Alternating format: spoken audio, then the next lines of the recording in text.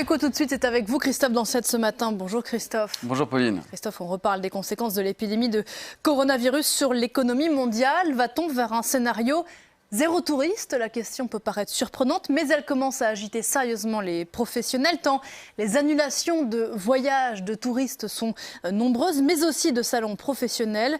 Alors, premier secteur évidemment à en pâtir, Christophe, le secteur aérien. Il suffit pour cela de jeter un coup d'œil aux actions des compagnies aériennes ces derniers jours. Elles ont perdu pour la plupart autour de 30%, 28% pour Air France, 29% pour EasyJet, 25% pour Lufthansa. Alors tout a commencé par des annulations de vols vers la Chine, alors qu'en temps normal, ce sont plus de 1700 avions qui décollent et qui atterrissent chaque jour dans le pays. Le 4 février, ce chiffre est tombé à tout juste 5000. 17 000, je crois, Christophe.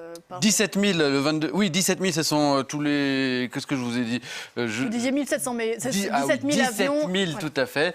Et c'est tombé à 5 000, pardon. C'est une baisse de 70% du trafic aérien. Évidemment, cela a un impact sur le tourisme. Les Chinois représentant 20% des recettes mondiales de tourisme. En France, chaque année, ils sont plus de 2 200 000 à visiter l'Hexagone. La Chambre de commerce et d'industrie de la ville de Paris note une baisse de 100% des réservations en Ile-de-France au mois de février. En clair, 0 réservation pour le mois prise au mois de février. Le manque à gagner est énorme, plus de 20 millions d'euros rien que pour ce mois de février. Et le problème, c'est qu'on ne sait pas jusqu'à quand ça va durer. Voilà pour les touristes chinois, mais l'épidémie, évidemment, on le sait, s'est propagée à la planète quasi entière. Les restrictions de circulation visent de nombreux pays, et d'abord l'Italie ici en Europe.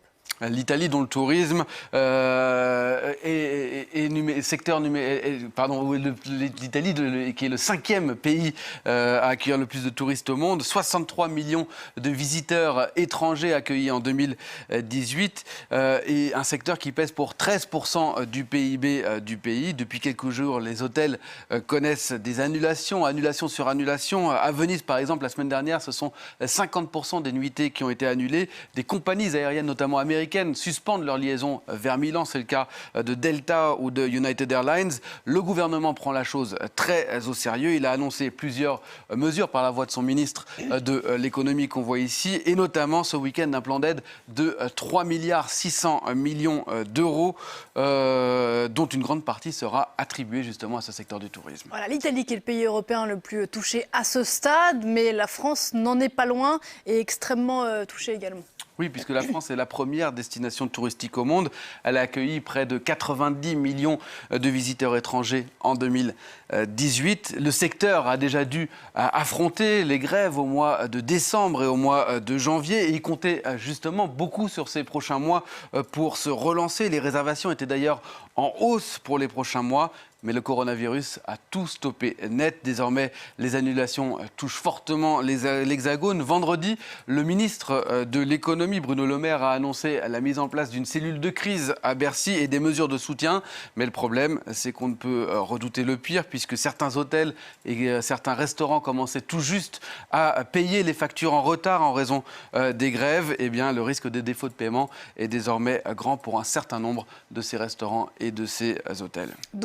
D'autant, Christophe, qu'un grand nombre de salons et de grandes manifestations sont annulés. Oui, le gouvernement français a annulé les rassemblements en milieu confiné de plus de 5000 personnes. Résultat, le salon de l'agriculture qu'on voit ici sur ces images a dû fermer ses portes avec un jour d'avance, samedi au lieu de dimanche. À Cannes, c'est le salon de l'immobilier prévu la semaine prochaine qui est reporté à un manque à gagner de 80 millions d'euros pour la ville. Ou encore le salon du livre qui devait attirer plus de 160 000 visiteurs, 1200 exposants est devenu de 50 pays. Qui devait se tenir du 20 au 23 mars, il est annulé.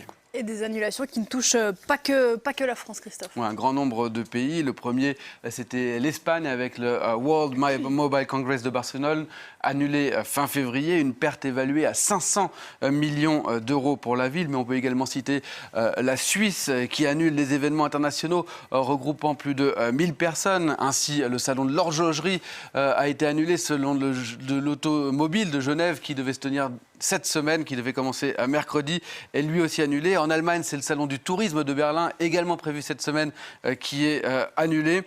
Le salon du meuble en Italie, à Milan, est lui repoussé au mois de juin. Dans ce contexte, certains cherchent à s'adapter comme ils le peuvent avec des vidéoconférences notamment. On a pu voir par exemple la Fashion Week de Milan qui s'est tenue il y a 10 jours et avec un certain nombre de défilés virtuels, 8 stylistes chinois qui ont présenté leur collection via des écrans, via des écrans, des défilés virtuels. Mais cela ne permet évidemment pas de combler le manque à gagner pour les hôtels, pour les restaurants et autres commerces qui comptaient beaucoup sur ces événements. Merci beaucoup Christophe, on vous retrouve tout à l'heure dans Paris Direct, c'était l'Info Éco.